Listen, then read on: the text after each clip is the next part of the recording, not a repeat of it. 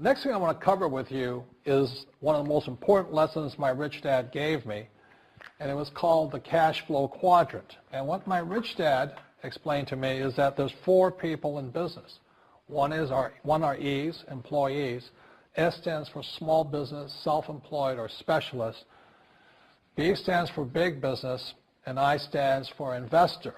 And the thing of note here is that most people who go to school are programmed for the E and the S side.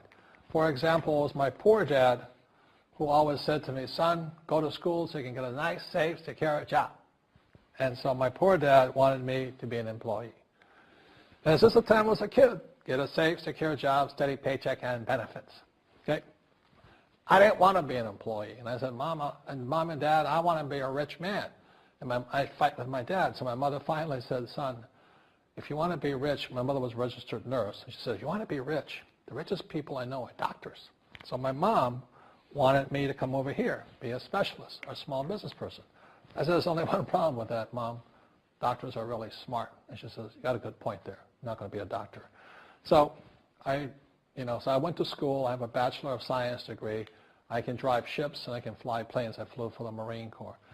But I've never used any of that education because I wanted to become a business owner. So it was my rich dad who basically said to me, become a business owner and learn to be a professional investor. So one of the big differences here between these people is that it's called taxes. See, in 1943, in the U.S., the federal government passed a law that said employees had to pay tax before they got paid. So when you get your paycheck from your employer, you open it up, and voila, the government's always taken a sizable chunk of it. And the harder you work and the more money you make, the more money they take from you. So that's why it's not that good to be an employee, because you can never get ahead, because the more you work, more money you make, the greater they pay in taxes.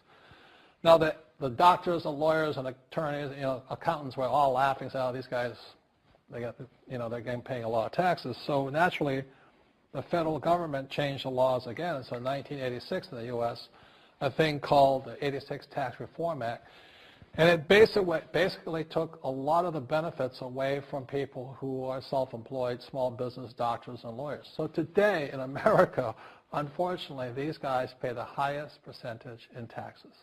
It is tragic. And a lot of people think they're investors, but what they're really doing is they're just giving their money to people like mutual funds, companies, and all that. So they're investing, but they're not really investors. See, the big tax breaks are on this side. The laws are pretty tight here, but this area is very, very gray. So by being a business owner on the right-hand side of the quadrant, you can make a lot more money and pay a smaller percentage of taxes legally. And the key word is legally. In the investor quadrant, it is possible to make millions of dollars and pay 0% taxes legally. But you've got to know the difference. So one of the beauties of business for the 21st century is it allows people to make the transition from the E and the S side to the B side especially. And so you can become a big business owner. And the difference between an S and a B, small business and big business, is most of these guys can't quit working.